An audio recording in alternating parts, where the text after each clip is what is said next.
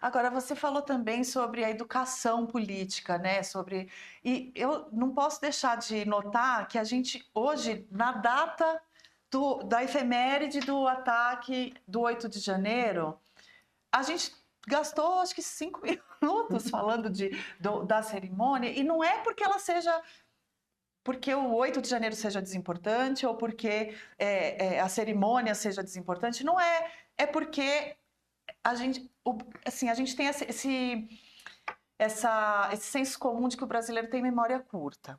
Você acha... Eu queria voltar um pouquinho antes da gente evoluir no papo dos partidos políticos e do futuro aí dos próximos 2 anos de relação executivo-legislativo.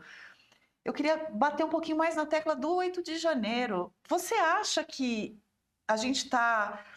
que é positivo o fato de que está nas mãos da justiça lidar com o 8 de janeiro e a gente pode tocar a nossa vida? Ou é sintoma de que a palavra democracia está esvaziada e há um desapego com isso? É uma pergunta difícil, eu não tenho elementos suficientes para responder, acho que de maneira completa e adequada. Eu não trabalho com comportamento político e eu acho que a gente precisaria ir um pouco por aí, né? Conversar com o meu colega Felipe Nunes, que trabalha com comportamento. Aliás, bom nome para convidarmos, hein, Miriam? Claro, que nossa produtora maravilhosa. Conversar com o pessoal da psicologia política, da comunicação política, que tem mais instrumental, mais ferramental para responder a essa pergunta. Mas tem uma coisa que é importante, que é o 8 de janeiro, ele precisa estar dissociado da esquerda. Para ele entrar, né, no repertório político, das datas políticas importantes, ele não pode ser simplesmente uma data da esquerda. Ele tem que ser uma data de defesa da democracia, da direita e da esquerda, da direita democrática, de todo mundo que entende que a gente precisa preservar a democracia e esse é o melhor caminho que a gente conhece hoje para viver em comunidade política. Mas aí isso não depende da esquerda, porque a esquerda vai falar de 8 de janeiro de qualquer jeito, e a direita também tem que falar. Isso, então, mas talvez neste momento está mais o judiciário, dado o nível de polarização política que a gente ainda se encontra, talvez seja não que seja o ideal de longo prazo, mas talvez neste momento do governo Lula, eu não acho que seja necessariamente ruim. Uhum. Não gostaria que isso ficasse restrito, né? Gostaria de ver a Câmara e o Senado fazendo ações, atos mais pertinentes. Como a gente estava conversando antes de começar, o Arthur Lira não foi, mas nem o primeiro vice-presidente, nem o segundo vice-presidente, nem o primeiro secretário. Quem foi representando a Câmara foi a segunda secretária. Que é a Maria do Rosário do PT, então, e que mandou um abraço em nome do Lira, protocolar, evidente, né?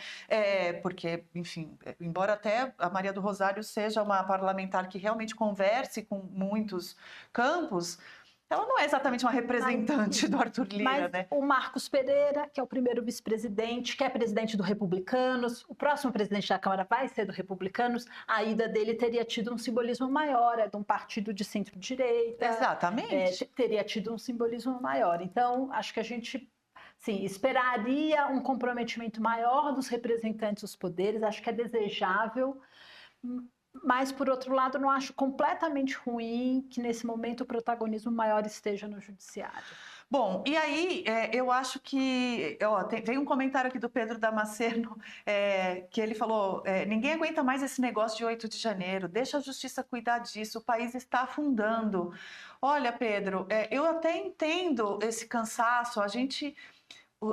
o ano de 2022 já tinha sido de uma exaustão mental e física e emocional imensa, e aí veio o 8 de janeiro e ainda prolongou aquele estado de... Pelo amor de Deus, não aguento mais testemunhar a história, né? De uma forma realmente muito, muito profunda. Eu entendo isso. Agora, eu discordo que o país esteja afundando, mas ainda assim, pensando no cansaço mesmo de notícia, de traumas políticos e etc. É algo que a gente não pode minimizar o processo que culminou no 8 de janeiro, político e criminal, né? E nem o 8 de janeiro em si. Eu não sei se você se dispuser a relembrar as imagens, a relembrar aquela sensação, né, Lara, de você ver assim as pessoas invadindo os prédios dos três poderes. E não só pelo prédio em si, pelo vidro quebrado, mas assim pelo simbolismo que isso tinha, pelo grau de raiva que as pessoas estavam da democracia, da instituição democrática. As pessoas entraram lá pedindo intervenção militar. Não é que elas estavam só bravas com uma reforma. Não, elas estavam querendo o fim da democracia. É difícil 2 anos depois você querer simplesmente falar, vamos deixar isso para lá, ninguém aguenta mais isso. Eu, pelo menos, tenho muita dificuldade em tratar com esse desdém, talvez. Não sei se essa palavra é um pouco forte. Eu tive em Brasília em novembro, e aí foi a primeira vez que eu voltei na Praça dos Três Poderes, entrei no Planalto, e eu me emocionei muito. Não é? Né, em ir lá na praça, em ver a Estátua da Justiça, e entrar no Palácio e percorrer os corredores. Eu não tinha ido desde o 8 de janeiro. E eu me emocionei muito por conta desse simbolismo que você está falando. Mas eu acho que, por outro lado, o que o Pedro está dizendo a gente está passando por uma crise econômica, né? Ou está à beira de uma crise econômica. O governo não conseguiu votar o pacote de ajuste fiscal como deveria. A gente tem um Congresso que joga água em todas as medidas que o Executivo tenta fazer de redução de gastos, e aí é importante a gente lembrar disso, a reforma tributária, o Congresso piorou a reforma tributária. A gente vai ter uma alíquota muito maior por decisões do Congresso.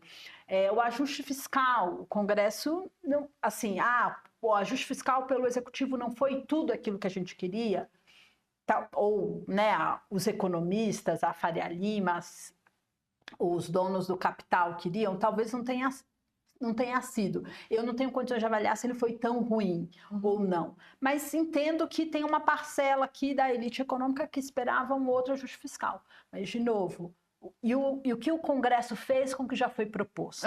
Ele melhorou o que já foi proposto ou ele diminuiu ainda mais o espaço dos cortes? Ele diminuiu ainda mais o espaço dos cortes. Então, no que diz respeito a eles, né? Então, eu acho que o Pedro está dizendo, a gente talvez tenha, dado que a democracia brasileira não está mais em crise, a gente teria que se ocupar com outras coisas. Eu concordo com você que eu não esperei o 8 de janeiro, eu acho que não dá para pensar em estabilidade econômica sem democracia. E além disso, hoje é uma efeméride, é uma data em que se para pensar no que foi aquele dia, no que aconteceu para que aquele dia fosse possível e no que aconteceu desde então. Eu acho que a gente... Eu entendo, eu acho que essa argumentação tua foi muito importante e entendo o que o Pedro está nos demandando. Mas hoje é um dia em que falar do 8 de janeiro se faz importante, assim, para a gente não esquecer. Inclusive porque a gente viveu o que hoje a gente está sabendo, né? Que foi uma tentativa de golpe real, porque muito do nosso espírito brasileiro vamos virar essa página, vamos seguir adiante. E quando não se olha de frente os problemas, eles voltam. Viu? No ano passado, foi comemorado 30 anos do Plano Real, né? E o Plano Real é muito importante quando a gente pensa a vida econômica do país e permitiu vários avanços sociais e a estabilidade econômica. E um dos pais do Plano Real, numa entrevista, diz: a gente só pôde fazer o Plano Real por causa da democracia. Porque num contexto de ditadura militar, por que todas as tentativas de organizar a economia, de superar a inflação foram fadadas ao fracasso? Porque a população não tinha acesso à informação, as contas eram maquiadas, não tem transparência. Então, ninguém pode derrubar o governo ou votar contra o governo se a economia não vai bem. A partir do momento em que a gente volta para um contexto de democracia, o governo tem medo. É o que o Lula falou, não é por causa da Faria Lima que eu preciso fazer um ajuste fiscal e que a economia precisa ir bem. É por causa do executivo, é por causa do anseio político e do projeto de país do executivo e do partido. Então, assim, sem democracia, a gente também não vai avançar para uma estabilidade econômica que se reflita numa melhoria de condição de vida das pessoas.